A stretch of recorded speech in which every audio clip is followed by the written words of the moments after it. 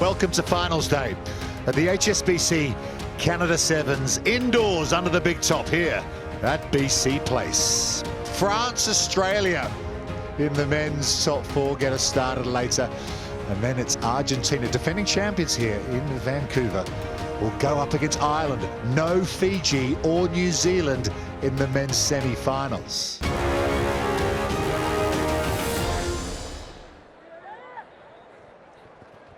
It's thrown over to Turner. Here he comes. Oh, what an elusive runner. Josh Turner. Brilliant line out, set piece. Here comes Lancaster on the outside. Lancaster. Oh, he's like a locksmith. Looks like a very good try, and Australia striking first right in the corner though, so will make for a difficult conversion. Although with Dietrich Roach, they've got as good a kicker as anyone on the circuit. Beat Fiji last time round, will take on Ireland. France, short ball, almost there. They find space on the outside. Teofurne, he's in for France. They strike back in the corner, and that's much better from the French. Rugby sevens can be incredibly simple sometimes. France working the ball out to the edge, and Fournet, who's been scoring tries all weekend. Miracle plays. Barak loops around. There's open space for JP Barak. Turner comes through, but France will go back-to-back tries in the knockout game. And they'll go to the break with a lead. What an end to the first half for France. It comes off the kickoff. Jonathan Logel is one of the best in the world at the kickoff time. Australian pod misjudges it, and this is a really, really nice offload here from Lemaitre. Barak, I think, doesn't quite expect it, but when he catches the ball, so many Australian defenders are on the ground or impeded by that tackle area. 2.5, but advantage for France, in fact. Big fend coming in from Timo Logel to ice this for France at BC Place. And that'll be the try that does it for France, puts them in the final. The only team who's already qualified for Paris 2024 will go into the top four, and more importantly for them right now, will be in the final. It looked like Iragua didn't realize that he had another chaser coming here, really slowed down, had done such a fantastic job to make the initial break, but then he makes his teammates work a little bit harder, and they do for him, and Logel, who has been an absolute monster in this game. And arriving is Dylan O'Grady, and now a chance to run clear. O'Grady, a young man, just 20 years of age. And he has his fourth of the weekend, and what a time to score it in the Cup semi.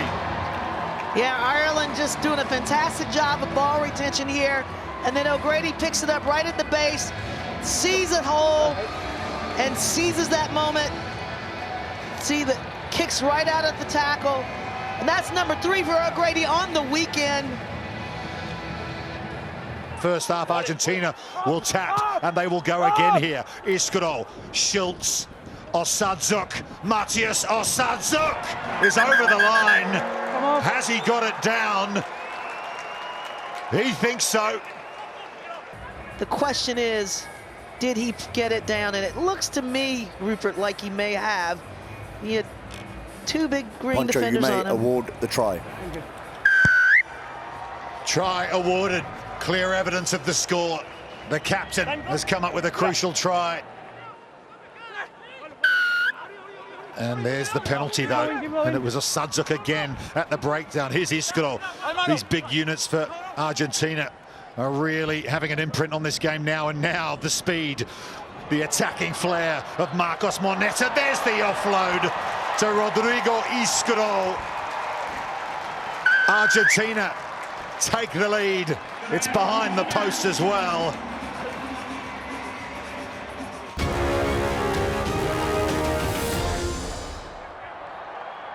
Harry McNulty in there. Backwards. It's really scrappy. But Maurice Longbottom emerges from the pile up the short side, looking to run it in. Being chased all the way, steps inside, and nothing Zach Ward could do about it. That is the magician. That is Maurice Longbottom. Well, there was a little bit of black magic in the Patterson's ability to get rid of that ball. He had 3 Irish defenders locking him up, trying to take him into touch, and he just gets it to Longbottom, who's right there, picks it up, keeps scrambling on the ground, and you thought he was caught, but he cut in. Excellent read on the defense. Oh, he's so good.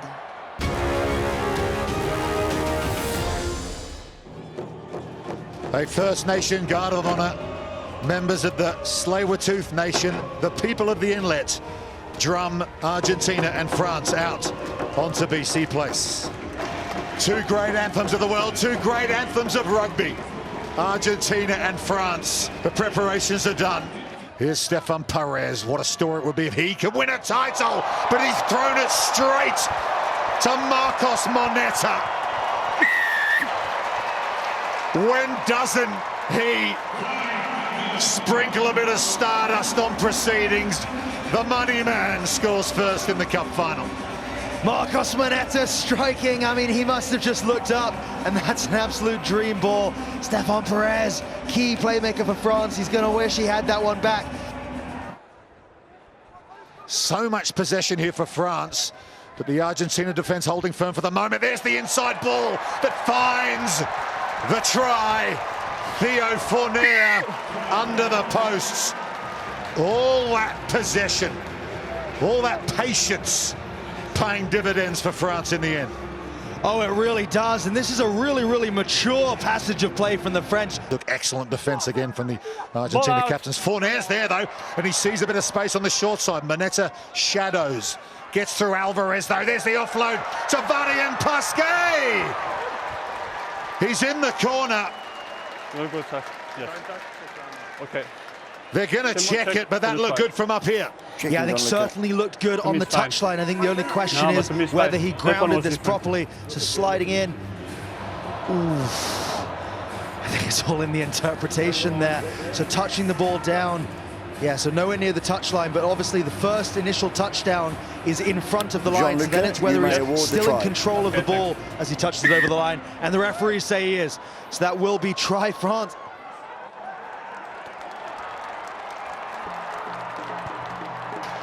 Wade's going to kick, and guess who's on the chase? It's Marcos Moneta. He's so fast. Laretra for France. Moneta gets there, dishes it off.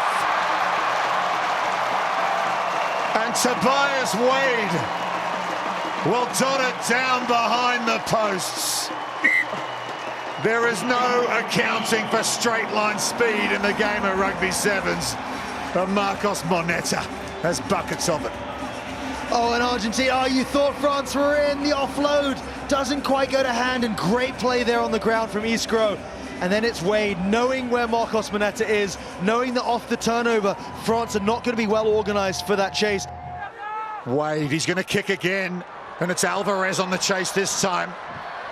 Alvarez for Argentina, picks it up brilliantly. In fact, it's Augustin Fraha who's come off the bench, scooped it up, and sealed this cup final, this gold medal for Argentina. Los Pumas Sevens have gone back-to-back in Vancouver. Oh, the kicking game coming through for Argentina once again to seal it right at the end here. It's a bold thing to do. You're up by one try. If France get that ball, they're going to be able to go on the attack, but it pays off. Argentina get the win. They break French hearts here in Vancouver. Look what they've done to the standings. They have closed the gap to 12 points on New Zealand at the top, solidified their automatic Olympic place. France, by getting into the cup final here, up to third, but they've of course already qualified for Paris because they'll be hosting it. Fiji and Australia rounding out those other automatic Olympic qualification places.